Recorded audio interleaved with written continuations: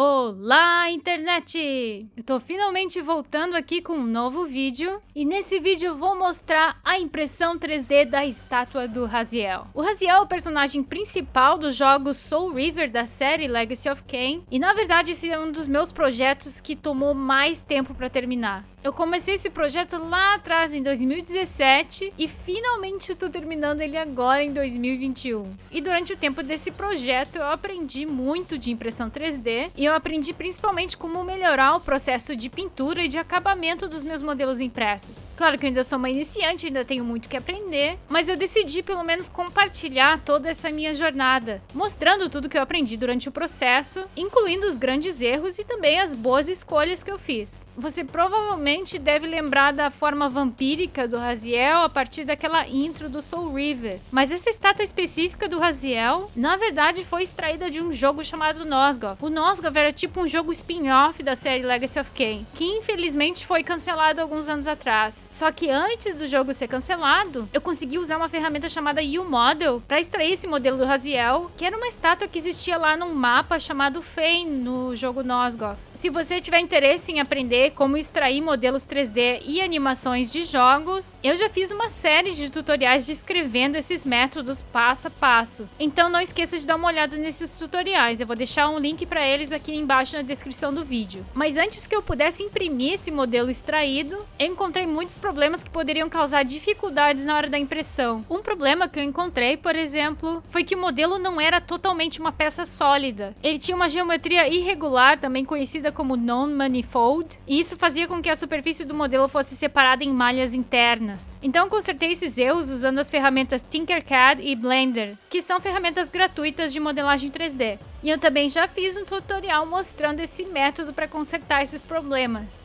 Um outro problema é que a DaVinci Junior, a impressora 3D que eu utilizei nesse projeto, era uma impressora bem barata, ela custou em torno de $200, mas sendo tão simples e barata, ela também tinha limitações, é claro. Uma grande limitação era o tamanho da área de impressão. O limite de altura era de 15 centímetros, e eu queria imprimir essa estátua com pelo menos uns 24 ou 25 centímetros de altura. Então, para fazer isso, eu tive que separar o modelo em partes. E para fazer essa separação do modelo em partes, você pode estar utilizando ferramentas como o Mesh Mixer ou o Tinkercad. No meu caso aqui eu utilizei o Tinkercad e eu também já postei aqui no canal um vídeo mostrando como utilizar o Tinkercad para fazer esse tipo de separação do modelo em partes. E finalmente, se o seu modelo 3D tiver complexidade com partes que não tem nada embaixo para dar suporte a elas, você vai precisar incluir estruturas de suporte para garantir uma boa impressão. E esse modelo é muito complexo, então ele tem muitas partes que precisam de suporte. Então, para fazer isso, eu poderia ter utilizado suportes padrão ou eu poderia gerar suportes customizados com o Mesh Mixer, por exemplo. A vantagem de utilizar o Mesh Mixer para fazer suportes customizados é que eles podem ser otimizados para gastar o mínimo de material possível e simultaneamente maximizar a qualidade da impressão também. Eu nunca tinha experimentado esses suportes customizados do Mesh Mixer, então eu decidi dar uma chance para eles. Então essas estruturas que parecem umas árvores que você vai estar vendo aqui nas impressões são as estruturas de suporte geradas pelo Mesh Mixer. Esses suportes customizados popam bastante material, mas o problema é que quando o modelo tem muitas partes complexas, essas estruturas de suporte ficam muito bagunçadas e daí elas precisam de muitos ajustes manuais. A próxima vez que eu for imprimir esse modelo, eu acho que eu vou voltar para os suportes padrões. Eles gastam um pouco mais de filamento, mas não precisam de tanta edição manual para fazer eles funcionarem. Então, uma vez que eu resolvi todos esses problemas, eu finalmente tinha meu modelo pronto para imprimir. Já estava separado em partes e com suportes customizados já adicionados. Infelizmente, as minhas primeiras tentativas de impressão falharam porque o modelo não estava grudando na mesa direito. O que resolveu o meu problema foi adicionar aquela fita adesiva de pintor. E eu também adicionei um brim ou uma saia ao redor do modelo impresso de mais ou menos 8 milímetros. Finalmente, depois disso, as minhas impressões foram mais bem sucedidas. Então, o projeto inteiro consistiu de 5 partes. A metade de cima e de baixo do corpo do Raziel, o braço e a capa dele, e também a base onde o Raziel vai estar parado em pé. De todas essas partes, apenas a capa e a base não precisaram de nenhum material de suporte. Eu vou estar compartilhando todos esses modelos no Thingiverse, incluindo a versão com e sem em suporte para que você selecione e imprima elas da forma que você quiser. Então, para conectar as peças, o meu plano aqui era ter esses buracos quadrados e depois conectar ele com pequenas caixinhas impressas na impressora 3D. Mas infelizmente os suportes do Mesh Mixer fizeram uma bagunça. Então é por isso que você vai me ver aqui fazendo uma reconstrução dessas partes utilizando epóxi. Massa epóxi é muito útil para preencher falhas entre as linhas de impressão e também para consertar grandes imperfeições. Ela pode diminuir bastante o tempo que você gastaria lixando. Então você vai me ver adicionando alguma massa epóxi aqui para consertar certas irregularidades no modelo. Mas só um aviso, tome cuidado com a quantidade de epóxi que você utiliza, porque se você utilizar demais, você pode eliminar detalhes do modelo que vão embora junto com as imperfeições. Por outro lado, se você adicionou epóxi demais, você pode estar sempre voltando e lixando o modelo novamente. Você pode ficar indo entre lixar e adicionar epóxi em vários ciclos, até que você fique satisfeito com a quantidade de suavidade e detalhe no seu modelo. Depois que eu consertei todos os maiores problemas causados pelos suportes do Mesh Mixer, eu finalmente comecei a lixar e colar as partes. Para colar todas as partes, eu usei uma super cola qualquer. Eu já experimentei ambas as formas líquida e gel dessas super colas, e a forma gel é a minha favorita porque ela permite que a gente manipule ela de forma mais fácil. E para imprimir na DaVinci Junior, eu usei PLA, que é um material popular utilizado em impressão 3D e que geralmente é produzido de recursos renováveis. Eu imprimi todas as partes do Raziel em 210 graus Celsius e eu utilizei uma altura de camada de 0,20 milímetros. O preenchimento ou infio foi de 20% e eu usei uma velocidade bem baixa de impressão, entre 15 e 25 milímetros por segundo. Então, para imprimir todas essas partes levou mais ou menos 36 horas sem parar, sem incluir as falhas. E o processo de impressão é só o começo. Se você acha que 36 horas de impressão é muito tempo, então se prepare para todo o processo de lixar, passar primer, pintar e finalizar o modelo. Eu diria que a extração, pré-processamento e impressão do modelo 3D é a parte mais fácil. Não é nada comparado com a quantidade de trabalho que a gente gasta no acabamento do modelo impresso. Se você imprimiu seus modelos em ABS em vez de PLA, pode ser que você consiga poupar um pouco do tempo que você gastaria lixando o modelo. Você poderia fazer isso colocando seu modelo num banho de vapor de acetona. Mas no meu caso, eu imprimi tudo em PLA. Então não tem como eu evitar todo esse processo de lixar e passar primer. E independente do material que você usou para imprimir, sempre vai ter alguma estrutura de suporte ainda grudada no modelo que você vai ter que remover. Eu tentei remover os suportes que estavam mais fáceis de se retirar, utilizando uma pinça ou um alicate, mas para algumas partes que eram mais persistentes desses suportes, essas ferramentas não foram suficientes. Então, para os suportes mais persistentes, eu utilizei uma retífica. A retífica resolveu o meu problema. E para esse processo de lixar as partes,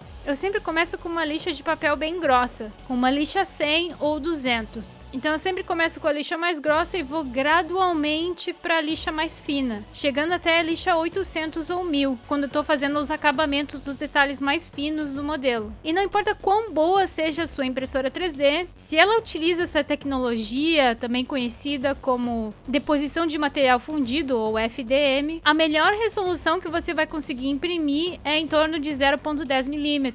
E mesmo que você imprima nessa melhor resolução, você ainda vai poder ver aquelas linhas horizontais na sua peça impressa. E eu fico bastante incomodada quando eu vejo essas linhas horizontais depois que eu terminei de imprimir e fazer todo o acabamento no modelo. Então eu sou bem paranoica sobre isso. E nesse vídeo eu vou aparecer utilizando várias técnicas trabalhosas como uma tentativa de eliminar todas essas imperfeições causadas pela tecnologia de impressão FDM. Depois que eu removi as maiores imperfeições com a lixa 200, eu finalmente comecei a aplicar um pouco de primer. E eu tô usando um primer de preenchimento lixável para fazer isso. E entre cada camada de primer, eu tô lixando novamente com uma lixa gradualmente mais fina naquele processo gradual que eu já mencionei. No final, foram em torno de 4 a 5 ciclos de lixar e passar primer, sempre deixando o primer secar por muitas horas antes de lixar novamente. E se você estiver interessado em fazer vídeos de time-lapse, para fazer os vídeos de time-lapse nesse canal, eu comecei há muito tempo atrás gravando com um Samsung Galaxy S4, um celular usado que eu comprei no eBay, e depois eu mudei para uma camcorder ou uma câmera gravadora da Sony. A maioria dos time-lapses desse vídeo aqui que você está vendo foram feitos nessa camcorder, mas o problema é que os sensores dessas câmeras de camcorders e celulares são bem pequenos. Isso faz com que eles sejam terríveis em ambientes com pouca luz. Isso foi o que eu me dei conta depois de muito tempo que eu estava usando essas câmeras e que me fez meio que me arrepender dessas compras. Para melhorar a qualidade do vídeo, eu teria que comprar um kit de luzes para ter uma iluminação mais profissional, mas eu não tinha muito espaço no apartamento onde eu morava.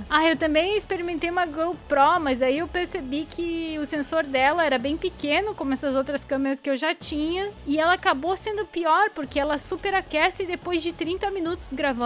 Então, depois de muita tentativa e erro, eu finalmente decidi gastar um pouco mais de dinheiro para comprar uma daquelas câmeras mais profissionais com sensor APS-C, que é um sensor um pouco maior e funciona melhor em ambientes com pouca luz. Essa câmera mais nova que eu comprei é a Sony Alpha 6400. Então, para a última parte desse vídeo, os vídeos que estão melhores no final, todos eles foram gravados com essa nova câmera. Então você vai ver essa câmera melhor em ação nas partes finais do vídeo. Depois que eu adicionei a camada final de primer, dessa vez na cor preta, eu comecei a pintar a pele e o rosto do modelo. Eu sou iniciante nesse processo de pintura de miniaturas, então foi muita tentativa e erro até conseguir pintar as coisas da forma certa. E eu também tive que aprender assistindo vários tutoriais. Eu vou deixar um link aqui na descrição desse vídeo para alguns tutoriais de pintura de miniaturas que foram bem úteis para mim. A parte de pintar os olhos para mim é a mais difícil de todas, essa pintura dessa estátua. Você tem que utilizar pincéis bem pequenos e tomar muito cuidado.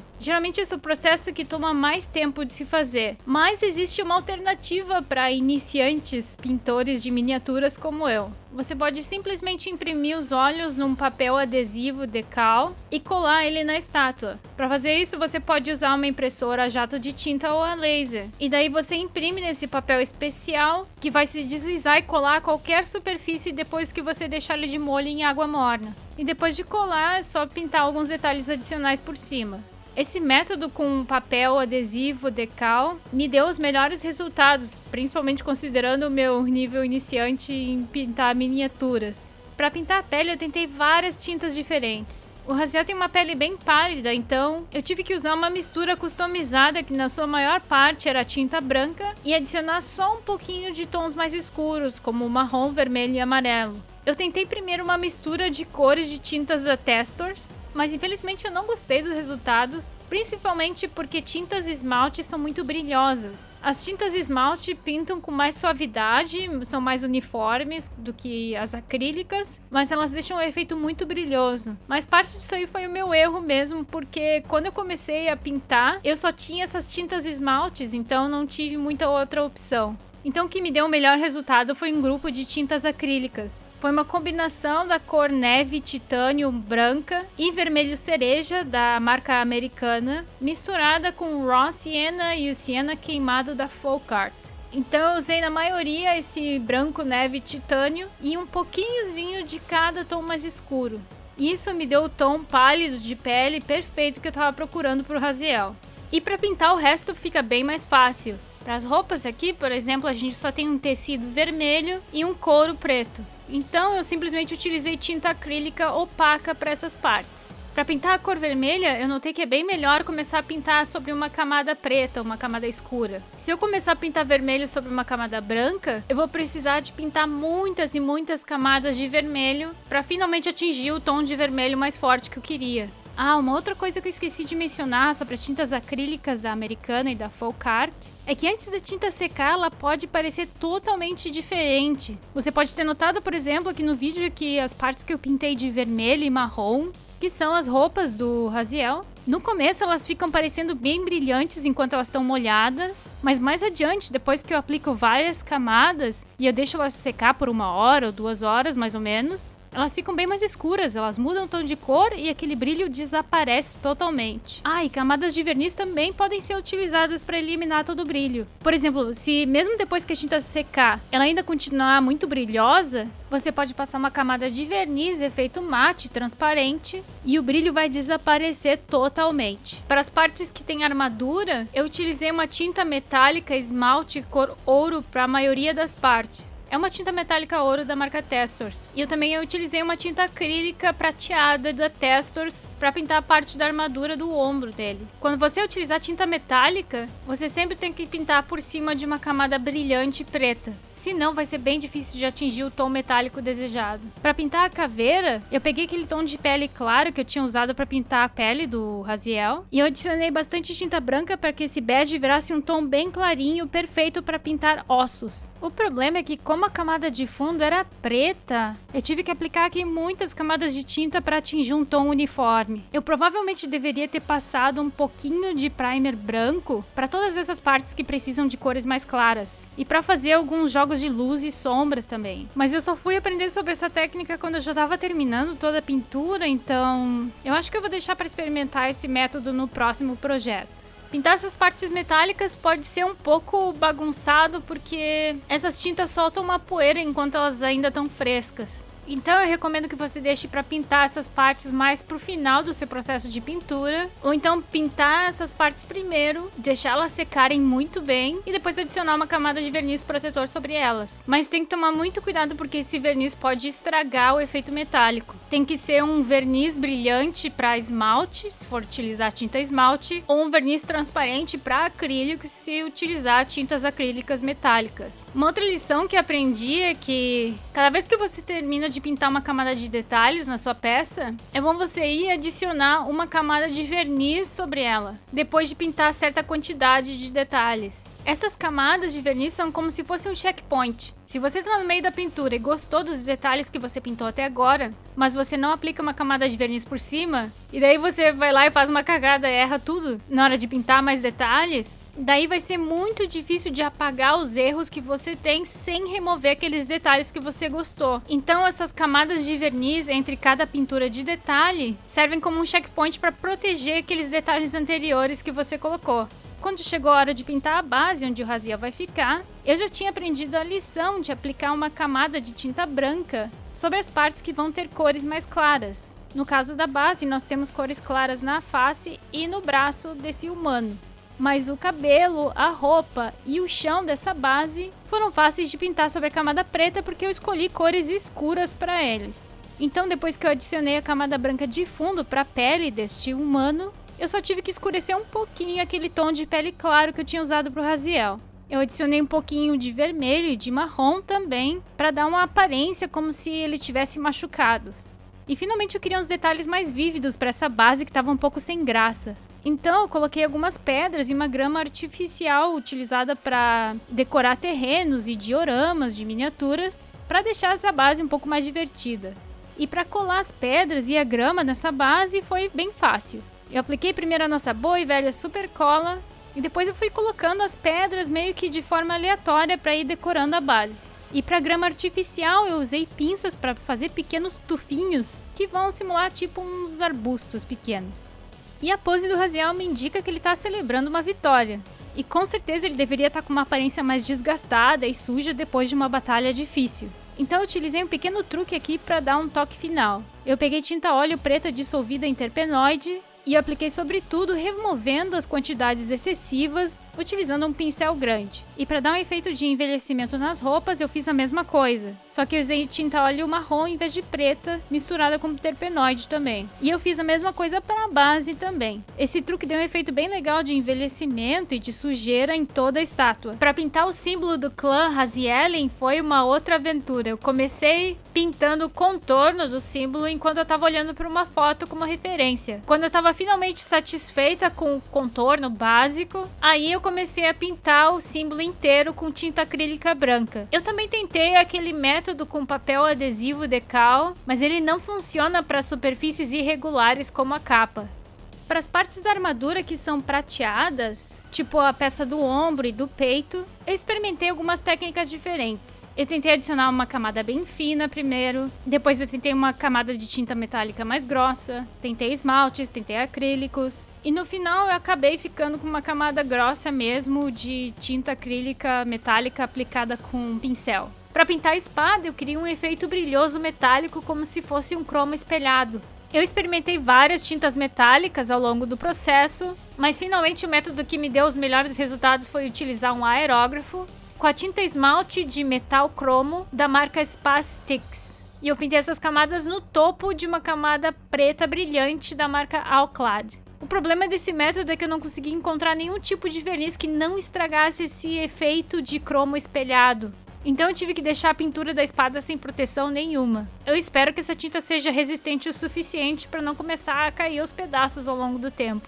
Eu acho que eu ainda vou pintar mais alguns detalhes na espada, mas por enquanto eu vou deixar o projeto assim do jeito que ele tá. O meu plano agora é fazer um upgrade e comprar uma impressora de resina para atingir detalhes e resoluções muito melhores. E com certeza isso vai reduzir a quantidade de tempo e trabalho gasto em acabamento. Isso também vai maximizar a quantidade de detalhes no modelo impresso. Então, quando eu conseguir a nova impressora, eu vou imprimir uma nova estátua do Raziel e eu vou comparar os resultados finais dessa impressora de resina versus a impressora FDM. E é claro que, acelerando o tempo de acabamento, vai ser muito mais fácil de imprimir todos os personagens dos jogos da série Legacy of Kain, incluindo Nosgoth. Então acompanhe o canal porque vai ter novos projetos em breve. Então é isso, espero que esse vídeo tenha sido útil para você. Não esquece de deixar um like, de se inscrever no canal e de comentar aqui embaixo. Nos vemos na próxima. Tchau!